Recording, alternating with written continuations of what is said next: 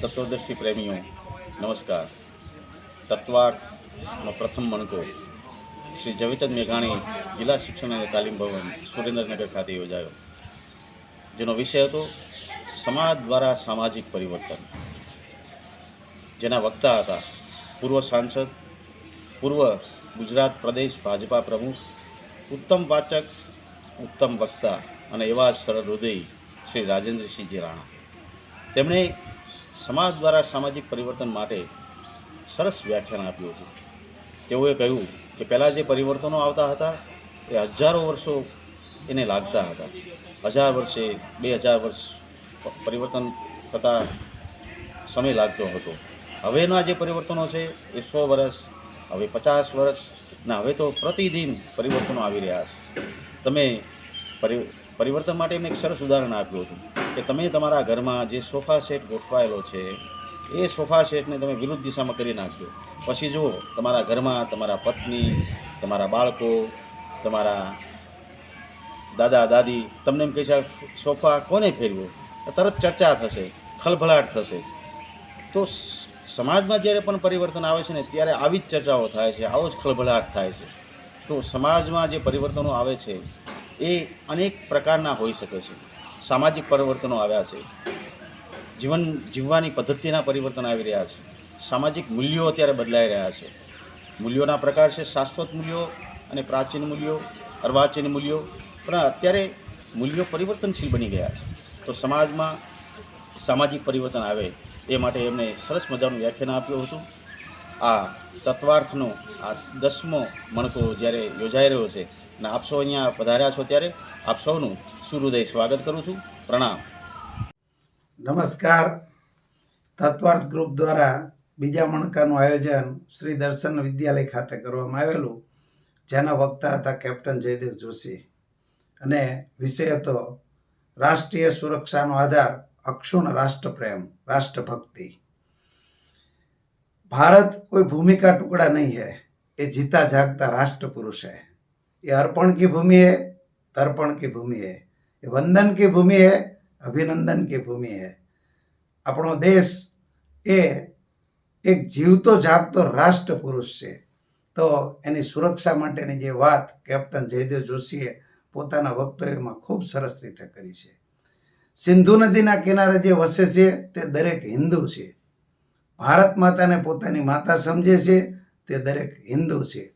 ને રાષ્ટ્રીય સુરક્ષાની જવાબદારી માત્ર ને માત્ર સરહદ ઉપર રહેલા સૈનિકોની નથી, પણ દેશમાં રહેલા દરેક નાગરિકની પણ એ જવાબદારી છે. રાષ્ટ્ર સુરક્ષાની જવાબદારી માત્ર સૈનિકો, ઇન્ટેલિજન્સ બ્યુરો કે પોલીસની નથી, પણ આપણે સૌ દેશના તમામ નાગરિકની એ જવાબદારી છે. દેશને ખરા પડકારરૂપ આપણા પાડોશી દેશને, જેને આપણે દુશ્મન દેશ સમજીએ છીએ, ભારતની શત્રુ દેશ તરીકે પાકિસ્તાન કે ચીનને આપણે સમજીએ છીએ, પણ હકીકતમાં આપણા રાષ્ટ્રની સુરક્ષા માટે ખતરારૂપ એવા કેટલાક ગદ્દાર પણ આપણા રાષ્ટ્રની અંદર રહેલા છે. એ ત્યારે જ નેસ્ત નાબૂદ થાય જ્યારે દેશના એક એક નાગરિકની અંદર રાષ્ટ્રપ્રેમ એના લોહીના એક એક બુંદની અંદર પ્રગટે. એવી સરસ વાત કેપ્ટન જયદેવ જોશીએ કરેલી. તો આ તત્વાર્થ ગ્રુપ દ્વારા અલગ અલગ વિષયને લઈ અને સરસ મજાના વક્તવ્યનું આયોજન કરવામાં આવેલું. આભાર. નમસ્કાર. તત્વાર્થ પરિવારના ત્રીજા મણકામાં રાજકોટ રામકૃષ્ણ આશ્રમના અધ્યક્ષ સ્વામી પૂજ્યપાદ નિખિલેશ્વરાનંદજી મહારાજની પ્રેરક વાણીનો લાભ મળેલ. સ્વામીજીનો વિષય હતો સ્વામી વિવેકાનંદના સ્વપ્નનું ભારત. સ્વામીજીએ ડૉક્ટર અબ્દુલ કલામથી માંડી અને બધાની પ્રેરક વાતો કરી. એની અંદર એમણે એક વાત કરી કે સ્વામી વિવેકાનંદ પોતાની દિવ્ય દ્રષ્ટિથી એક વાત કરેલી કે હું ભારતને વિશ્વગુરુ બનતા જોઉં છું. નિમિત્ત કોણ બનશે એ મહત્ત્વનું નથી, પણ નિમિત્ત પ્રબુદ્ધ નાગરિકો જ બની શકે. અને એ માટે સ્વામીજીએ એવું કહેલું કે શિક્ષણ એ દરેક સમસ્યાનું સમાધાન છે. શિક્ષણ ચારિત્રલક્ષી અને મૂલ્યનિષ્ઠ હોવું જોઈએ. આ કામ માતા પિતા અને શિક્ષકો જ કરી શકે. સ્વામી વિવેકાનંદજીએ બીજી વાત કરેલી કે જ્યાં સુધી ભારતના લોકોનો ગરીબાઈ, બીમારી આ બધાનો જ્યાં સુધી ઉપાય નહીં થાય ત્યાં સુધી આપણી કરેલી મહેનત વ્યર્થ છે. તો એના માટે આપણે શિવ જ્ઞાને જીવ સેવાનો મંત્ર આપી અને એમણે કીધું કે જ્યાં સુધી આપણે વિશ્વગુરુ બનીએ ત્યાં સુધી આપણે આપણા ગરીબો, રોગીઓ, બીમાર લોકો બધાની આપણે સેવા કરવી જોઈએ. સ્વામી વિવેકાનંદજીએ જે આગ જરતા ભાષણો વિદેશથી આવ્યા પછી આપેલા એ ગુજરાતીમાં ભાષણો અને લેખો નામે પ્રસિદ્ધ થયેલા છે. સ્વામી નિખિલેશ્વરાનંદજીએ દરેક વિદ્યાર્થીને આ પુસ્તક વાંચી અને પ્રેરણા મેળવવા ખાસ અનુરોધ કરેલો. આ પુસ્તકથી અનેક ક્રાંતિકારીઓ પોતે પ્રેરણા પામ્યા છે. તો આવો આપણે પણ સ્વામીજીના અનુરોધને અનુસરી અને મૂલ્યને શિક્ષણ મેળવી અને એ માટે આપણે પ્રવૃત્ત થઈ અને આપણા દેશને મહાન અને વિશ્વગુરુ બનાવીએ. અસ્તુ. આકાશ, અગ્નિ, વાયુ, જળ અને પૃથ્વી આ પાંચેય તત્વોના બનેલા એવા જીવને, એવા ખોળિયાને બીજા પણ ઘણા બધા તત્વોની જાણકારી જોઈએ. આ તત્વને જાણવા માટે અને બીજાને જણાવવા માટે તત્વાર્થ પરિવાર કાર્યરત છે. અને ગંગા સતીએ પાનબાઈને સંબોધીને જે વાત કરેલી કે વીજળીના ચમકારે મોતીડા પરોવીલો પાનબાઈ, તો આ વીજળીના ચમકારે મોતીડા પરવા માટે તત્વાર્થ ગ્રુપની વ્યાખ્યાન માળાનું ચોથા મોતીની મારે વાત કરવી છે. એ મોતી છે લોક જીવનનું મોતી, મેળો. મેળો એટલે સામાજિક સમરસતાને પરવતું લોક જીવનનું મોતી.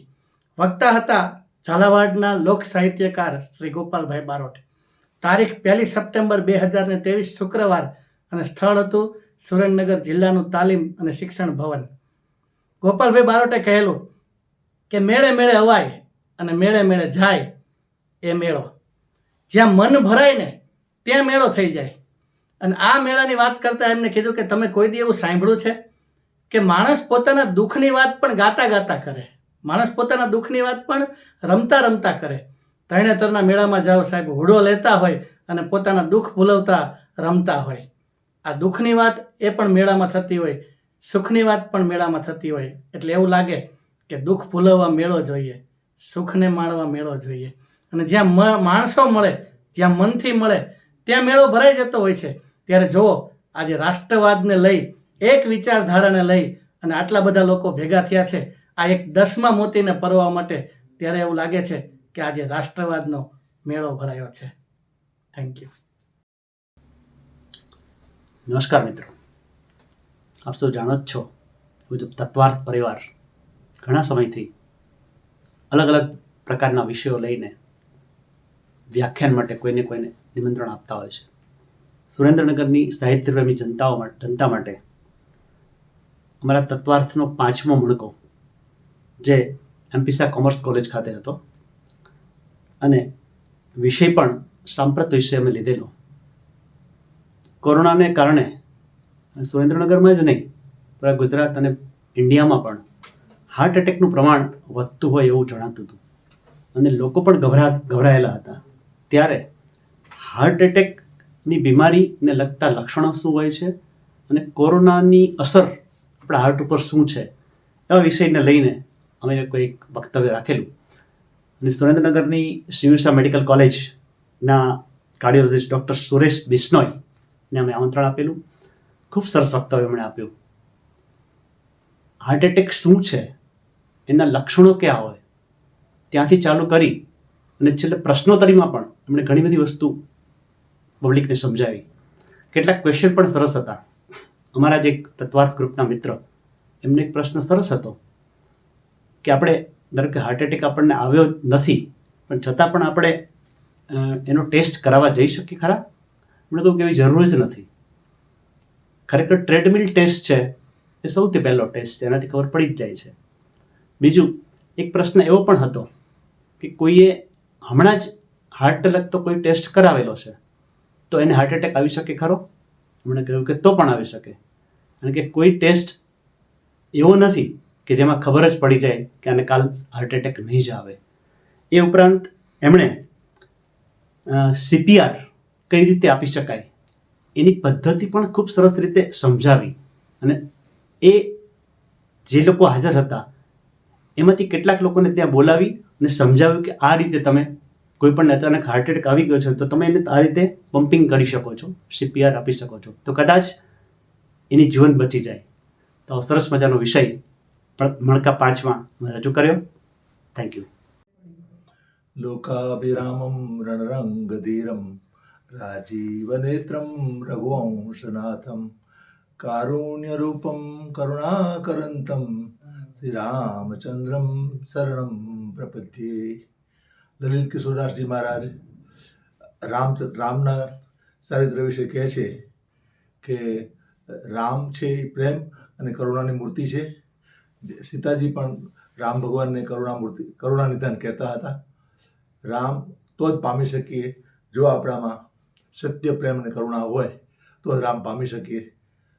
બીજું કે બાપુ એમ પણ કહેતા હતા સાથે કે જો આપણે આપણી આવકમાંથી 10% કાઢતા હોઈએ તો બધું મંદિરમાં ન જાય તો કંઈ નહીં, છેવાડાના માણસને અથવા આપણી શેરીના અથવા અનુકૂળતાવાળી વ્યક્તિને જો આપણે મદદ કરીએ તો એ ખરેખર રામની સેવા કરી ગણાય.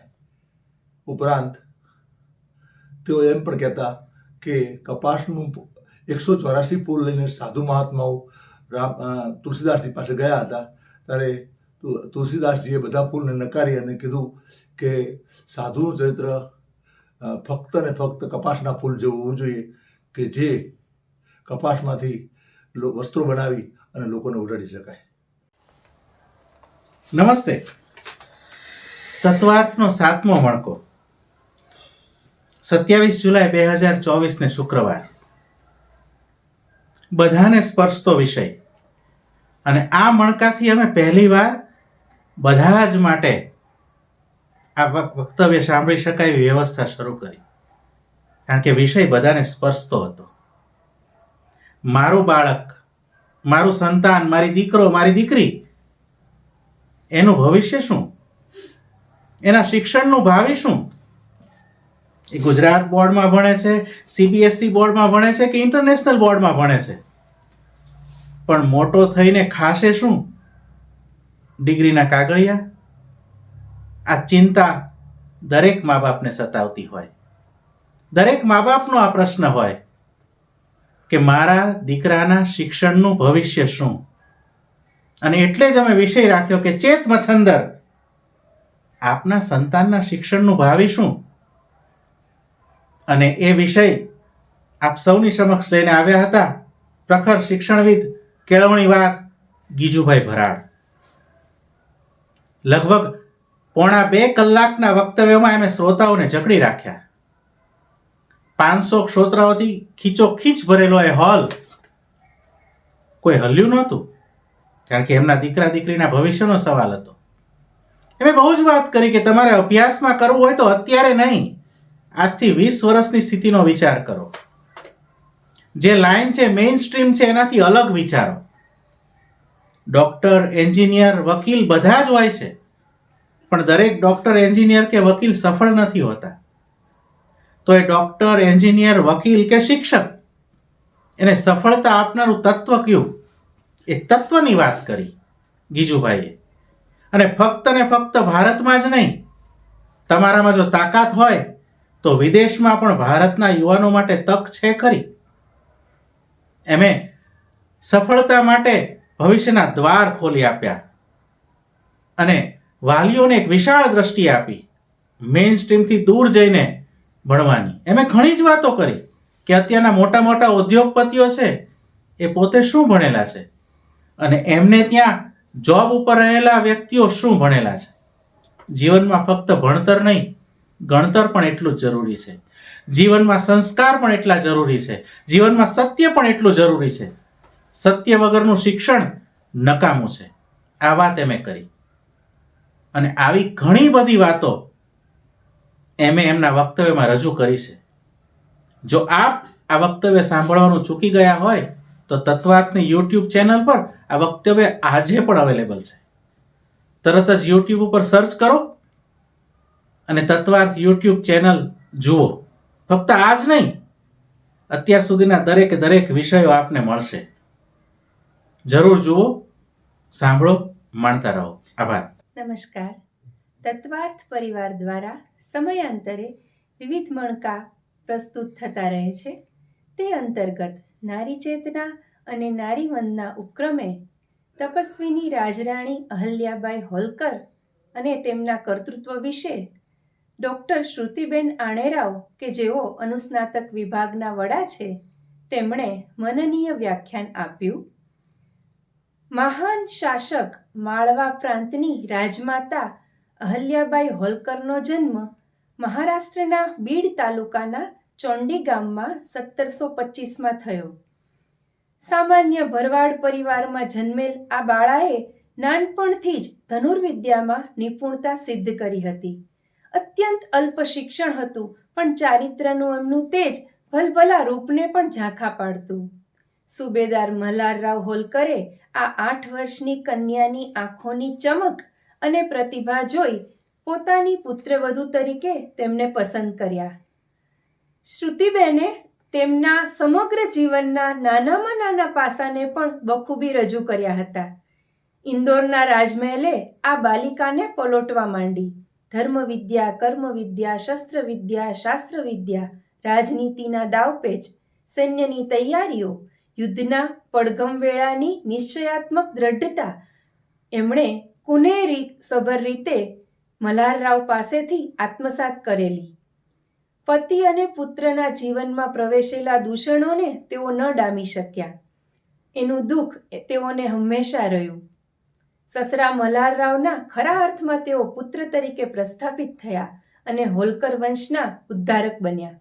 નાની વયે પતિ અને પુત્રના અવસાન બાદ આઘાતોની વિકરાળ પરંપરા છતાં તેઓ પોતાના કર્મપથ પર અડગ રહ્યા.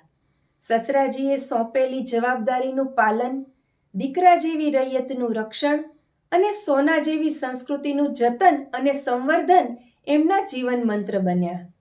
ઇન્દોરથી મહેશ્વર ખસેડેલી એમની રાજધાની સંસ્કૃતિનું ધામ બની. અહલ્યાબાઈના જીવનનું ધાર્મિક પાસું એક અદ્ભુત પુણ્યશાળી આત્માનું જાણે કે કૈલાસ દર્શન છે.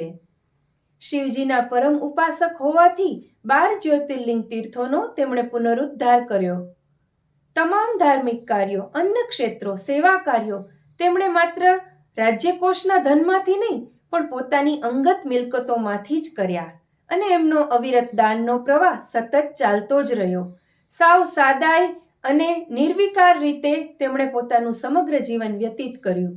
રાજકીય દ્રષ્ટિએ કોઈ રાજવીઓ મહાન થયા હશે, પણ ધાર્મિક દ્રષ્ટિએ તો અહલ્યાબાઈના પેંગડામાં પગ ઘાલી શકે તેવું કોઈ હજી સુધી થયું નથી. માત્ર 66 વર્ષની વયે જ દેહ મૂક્યો ત્યારે સમગ્ર રાજ્ય ચોધાર આંસુએ રડી પડ્યું. સોમનાથ ઓર વિશ્વનાથ ये मंदिर तोड़े मुगलों ने, सोमनाथ और विश्वनाथ ये मंदिर तोड़े मुगलों ने, हिंदू मान बिंदु थे उनका जीर्णोद्धार किया तुमने, हिंदू मान बिंदु थे उनका जीर्णोद्धार किया तुमने, मंदिर निर्मित कर जागृत की, मंदिर निर्मित कर जागृत की, सुप्त हिंदू की चेतना, शत शत वंदन देवी अहल्ये सबकी चैतन्य प्रेरणा, शत शत वंदन देवी अहल्ये सबकी चैतन्य प्रेरणा. ધન્યવાદ. નમસ્કાર. તત્વાર્થ ગ્રુપ દ્વારા જે સુરેન્દ્રનગર માટે સતત એક વિષય લઈ અને એક વક્તા બોલાવવામાં આવે છે, જેમાં 9મા મણકામાં વક્તા તરીકે શ્રી કુમનભાઈ ખૂંટ, નિવૃત્ત પ્રિન્સિપાલ, કૃષિ કોલેજ જુનાગઢ દ્વારા જે વિષય પ્રસ્તુત કરવામાં આવ્યો એ વિષય હતો સંબંધોના સમીકરણ. આ વિષયમાં એમણે જે વિશેષ વાત કરી કે આપણા પરિવાર એટલે કુટુંબની વ્યાખ્યા શું છે? આપણા કુટુંબની વ્યાખ્યા એટલે આપણા જે સહયોગી છે, એટલે કે પાળતું કૂતરો, બિલાડી, જે આપણા પરિવારમાં પાળતું પોપટ, આ બધા જ આપણા પરિવારની એક વ્યાખ્યા કરવામાં આવી છે. આમ તો કુટુંબ એટલે કુટી ઉપરથી શબ્દ આવ્યો અને કુટીરમાં એક રક્ત સંબંધના પરિવારના લોકો રહેતા એને કુટુંબ કહેવામાં આવે છે. આ કુટુંબની વ્યાખ્યા સમયાંતરે બદલાઈ ગઈ. જે આપણામાં હતું એ નીકળી ગયું અને ન હતું એ આવી ગયું. આવા અનેક, જેમ કે આપણી રહેણી કહેણી, આપણી કુટુંબની વ્યવસ્થા, આપણી દિનચર્યા, આ હતી એ નીકળી ગઈ અને જે ન હતું એ આવી ગયું. જે વહેલા ઉઠી અને જે આપણી કુટુંબની શરૂઆત થતી હતી અને એક પરિવાર સાથે આપણે, પરિવાર એટલે કોણ? માતા, પિતા, ભાઈ, ભાભી, દાદા, દાદી, આવા કુલ મળી અને બધા જ જે એક સંબંધના જોડાયેલા છે, એક પરિવાર સાથે રહેતા, એ વ્યાખ્યા બદલાઈ ગઈ. અત્યારે તો એક પુત્ર અને હવે તો નો ચાઇલ્ડ. આવા અનેક સંબંધો વિશે આપણને કુટુંબ પ્રબોધનની આવશ્યકતા હવે શા માટે જરૂર પડી? કારણ કે આપણું જે હતું એ નીકળી ગયું અને ન હતું તે આવી ગયું. એટલા માટે કુટુંબ પ્રબોધન વિષય 2008માં શરૂઆત કરવામાં આવી.